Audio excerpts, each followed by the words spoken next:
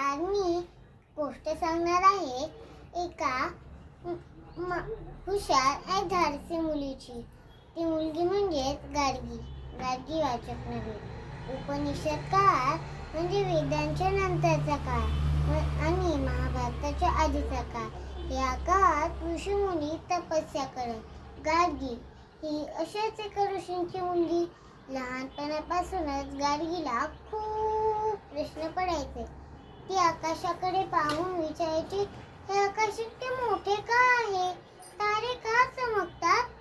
एकदा जनक राजाने एक चर्चा आयोजित केली होती. त्यात जो जिंकेल त्याला एक सहस्त्र सोन्याचे शिंग असलेल्या गायी बक्षीस म्हणून मिळणार होत्या. या सभेत सहभागी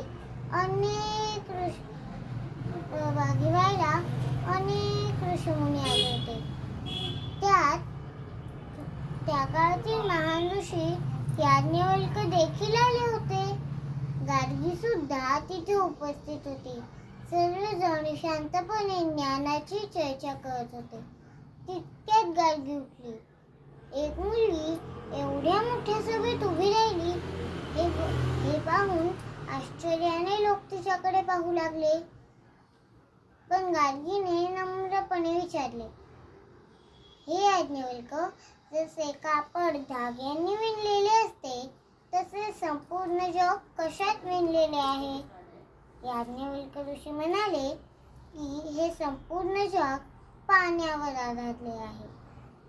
ती एकामागोमाग अनेक प्रश्न विचारत गेली.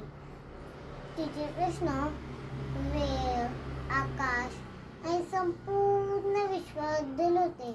पण तिने एकामागोमाग असे अनेक प्रश्न विचारल्यामुळे ऋषीद्वय चिडले. ते म्हणाले, गाडगी, आता थांब.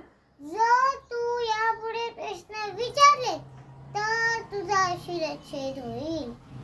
गाडगी थांबली.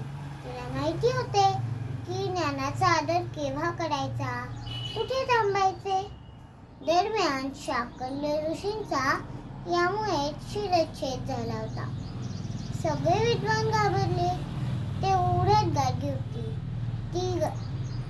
ती पुन्हा उभी राहिली. ती चर्चा किमान एका निर्णयापर्यंत पोहोचण्यासाठी.